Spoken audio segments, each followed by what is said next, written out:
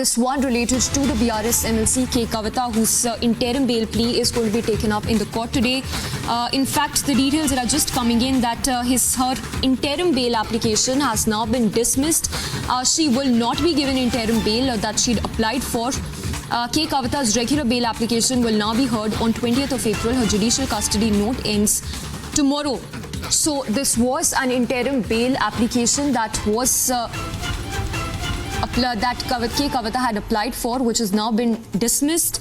Her regular bail application will be taken up on 20th of April as her judicial custody ends tomorrow.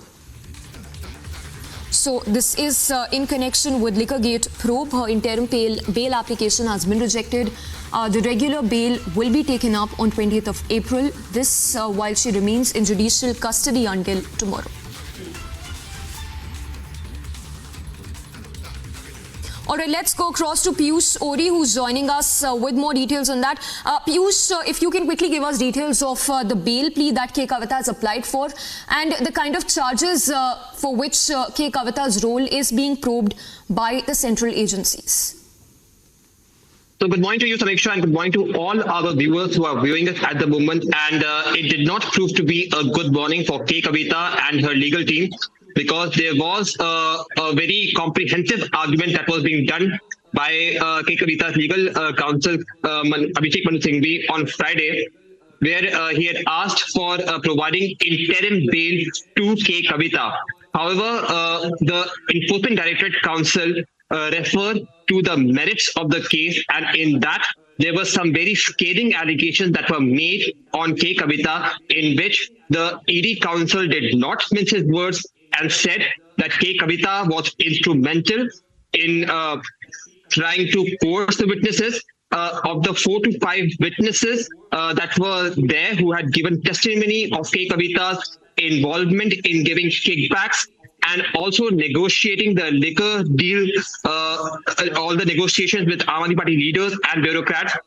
She had coerced them. In fact, she had also coerced and tried to influence her accountant, Butchi Babu, in trying to change his statement. So all these allegations were taken into consideration, and today at 10 a.m., Judge Kaveri Baveja dismissed the interim bail relief of K Kavitha. It is important to note over here that K Kavitha had asked for interim bail because she wanted to attend her 16-year-old son, who's right now preparing for his examination. So this was one of the major grounds for which she had asked for interim bail. Besides this, she had also asked for interim bail, taking into consideration certain provisions under Section 45 of Prevention of Money Laundering Act, in which she had been arrested, in which she had said that because she's a woman, she should be given certain concession.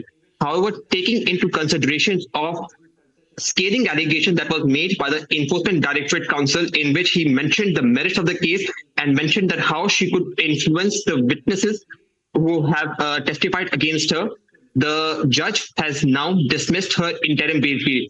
Lastly, I would like to say that her judicial custody will end tomorrow on 9th April.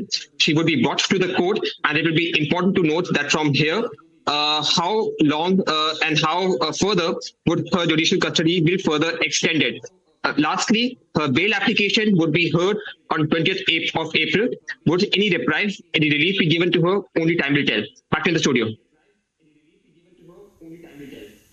Right, Piyush, just quickly last question before we let you go. One of the primary arguments that was earlier made by the ED was that K Kavitha facilitated the meetings between the liquor barons in the southern state and with the Aam Aadmi Party leaders. How crucial is going to be the statements of these liquor barons vis-a-vis the role of K Kavitha in the Liquorgate probe?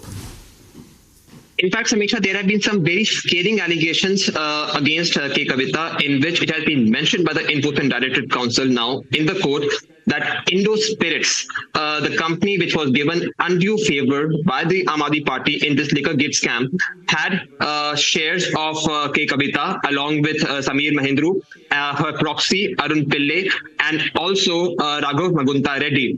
Now, this company was given undue favor in the wholesale liquor business of the alleged liquor gift scam.